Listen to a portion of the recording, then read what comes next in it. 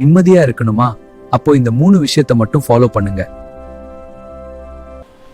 என்னடா இது இப்படி பெரியா? போதும், நான் போறேன். இல்ல, நீ தப்பு. நான் சொல்றது சரி. போதும், நிறுத்து. முதல் விஷயம், கேட்காதீங்க. தர்க்கம் பண்றவங்க கிட்ட கேள்வி கேட்காதீங்க. புத்தியீனமும் அறிவில்லாததுமான வாக்குவாதங்கள் சண்டைகளை உண்டாக்கும் என்று அறிந்து அவைகளுக்கு விலகியிரு. 2வது, சொல்லாதீங்க. மூடர்கள் கிட்ட விவாதிச்சு பதில் சொல்லாதீங்க. மூடனுக்கு அவன் மதியீனத்தின்படி மறு உத்தரவு கொடாதே. கொடுத்தால் நீயும் அவனை போலாவாய்.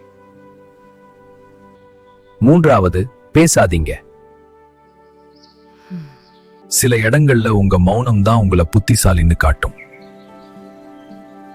பேசாதிருந்தால் மூடனும் ஞானவான் என்று எண்ணப்படுவான். தன் உதடுகளை மூடுகிறவன் புத்திமான் என்று எண்ணப்படுவான். எல்லா இடங்களிலும் நம் வார்த்தைகள் தேவைப்படுவதில்லை. சில சமயம் மௌனம்தான் ஞானம். நிம்மதியாயிருக்கணுமா? மௌனமாயிருங்கள், பேசாதீங்க. நிம்மதியாயிருப்பீங்க. இயேசு உங்களை ஆசீர்வதிப்பார்.